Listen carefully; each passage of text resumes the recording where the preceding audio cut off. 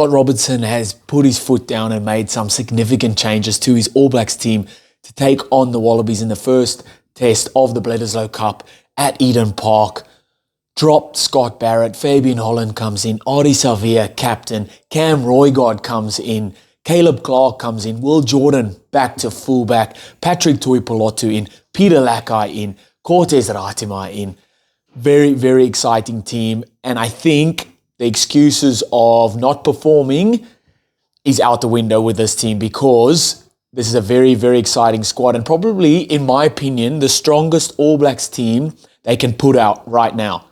They do come up against a very confident and a very exciting and a very on-the-rise Wallabies team under Joe Schmidt that have, yes, been inconsistent throughout the Rugby Championship, but compared to years before, this Wallabies team, very, very good. And like I said, on the rise, and a confident team, a team that can, regardless of the score on the scoreboard, regardless of the time, they can back themselves to pile a ton of pressure on, to pile a ton of points on wherever they are on the field, whatever the time is, to then really go for winning those games. We saw versus the Springboks in that first game at Ellis Park. We saw in both of the games versus Los Pumas for the Wallabies. That first one, they came back and won it. The second one, they came back real late and only lost by 2 points.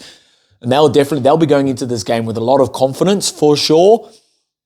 But we'll be sticking on the All Blacks team here because their team has been announced. And as I'm recording this, Wallabies team hasn't been announced yet. And I like this team from Scott Robertson. I like that he's bold enough to make big changes and to make big calls. There's nothing bigger than dropping your captain the first week of a Bledisloe Cup game.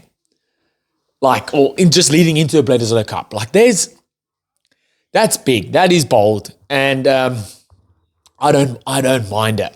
All right, let's go. Let's as always, All Blacks fans or non-All Blacks fans, what do you guys think of the strong team, not strong team?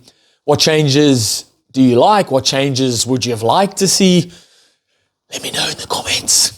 All right, Ethan de Groot, Cody Taylor, Tyrell Lomax up front. On the bench, you've got Samasoni, Tokiaho, Tamaiti Williams, and Fletcher Newell.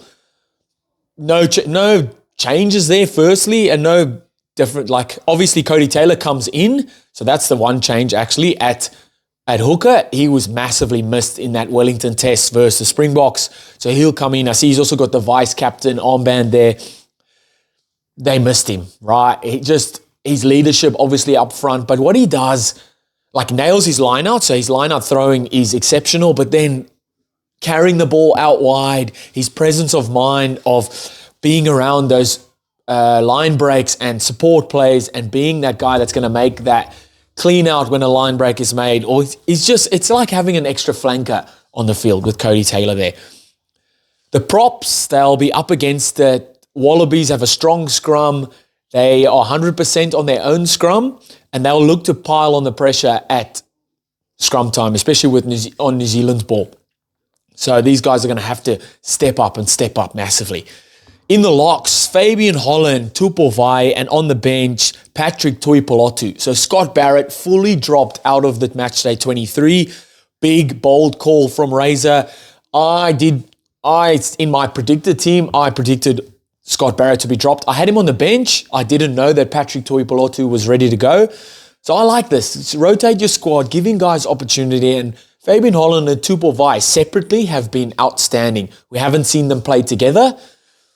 Let's see, man. Let's see. I think Fabian Holland will boss the line-outs, and he'll have to, because Wallabies line-out is with Nick Frost, Tom Hooper. They've got some Jeremy Williams. They've got some threats at line-out time, so All Blacks line-out will have to be on song. It's also a massive platform that the All Blacks use to attack from, right? A lot of their tries versus Argentina came off the back of line-outs. Pretty much all of their tries versus France in the July Test series were off the back of lineouts. All those different moves, the mauls, the little plays off lineouts. It's a massive platform the All Blacks use to attack from. So your lineouts have to be on song. And it's something that the Wallabies will look to target for sure, because the Springboks exposed All Blacks lineout and it worked really well for them. Back row, Simon Parker, Ardie Savea, Wallace Atiti, Ardie Savea, captain, the people's captain. Everyone has wanted this for the longest time, and it's happening.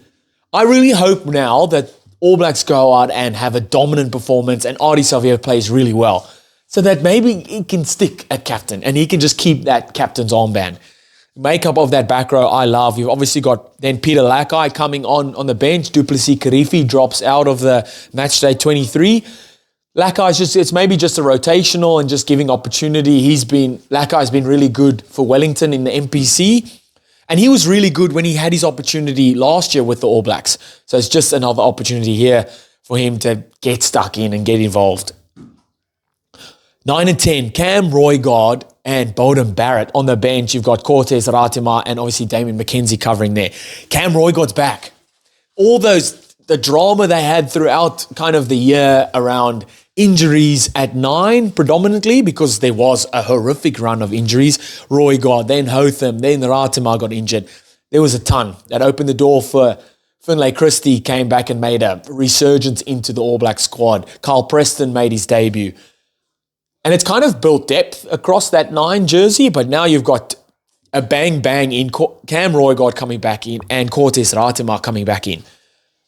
Cam Roigard has to be up there with one of the best 9s in World Rugby. So can't wait to see him back on the international stage. How good. Beauden Barrett gets another opportunity at 10. I thought they would go with someone else, maybe Damien McKenzie, maybe even at a stretch a Ruben Love, just to diversify their fly-off stocks, to give other guys opportunity. Diversify is a big word for that. Come on, man. But Beauden Barrett gets the nod there again, and he'll just be looking to not overplay his hand and use the guys outside of him, because you've got a very exciting backline. So Jordie Barrett, Billy Proctor, and Quintupaya on the bench, but Jordie Barrett and Billy Proctor the starting centres. Look, I stick by it. I think they are the 12 and 13 going forward to that, looking towards the 27 World Cup. I thought they could have maybe changed it up to give other guys opportunity, but they're probably All Blacks are probably looking to just, let's secure the Bledisloe Cup, and then the second test versus the Wallabies in Perth, maybe then we can rotate the squad around. And you know what Jordie Barrett and Billy Proctor are going to give you. Strong, running, physical, making their tackles. Hopefully look to change it up a bit. They've been kind of very one-dimensional. Hopefully they can get the ball a little bit more. Beauden Barrett just shifted on early, give Billy Proctor time and space with the ball, because we've seen with the Hurricanes how dominant he can be and how exciting he can be at 13. And in the back 3, you've got Caleb Clark, Leroy Carter, and Will Jordan. This is a explosive, dynamic, scary back 3. Absolutely it is.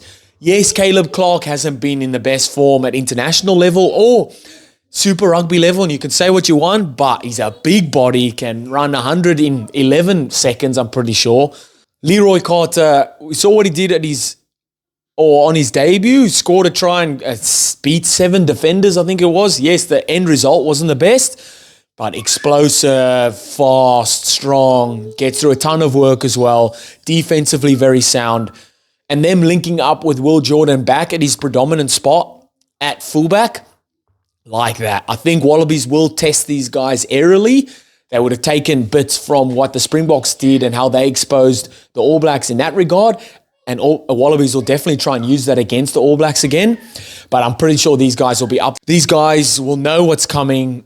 Jay Gordon probably looking like to start. Got a good boot on him. He's going to put up those box kicks. James O'Connor, Tom Liner, whoever plays 10 will put up those high kicks as well. And they'll look to attack these guys with someone like Suali'i running through, who he's outstanding in the air. These guys have to be up for it. Not will be up for it. They will have to be up for it. A very, very exciting team. Look, Razor's come out and made the bold changes. Like I say, I do think he obviously doesn't look at what content creators say or what the media is saying, but a lot of people, a lot of All Blacks fans have been calling for Scott Barrett to be dropped and Ardie Savea to be named captain. He's done that, okay? And I stick by the fact that I think there's no more excuses for this All Blacks team to not perform, because this is a very, very strong side, a very exciting side, and it is the strongest All Blacks team that they can put together right now.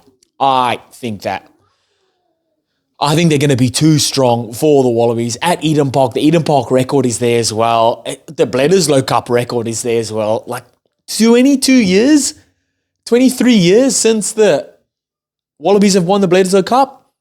Crazy, man. I think All Blacks by 10 points or more in this game. All Blacks fans, Wallabies fans, what do you guys think? Let me know in the comments. Hit that subscribe if you haven't already. I'll see you next time. Bye.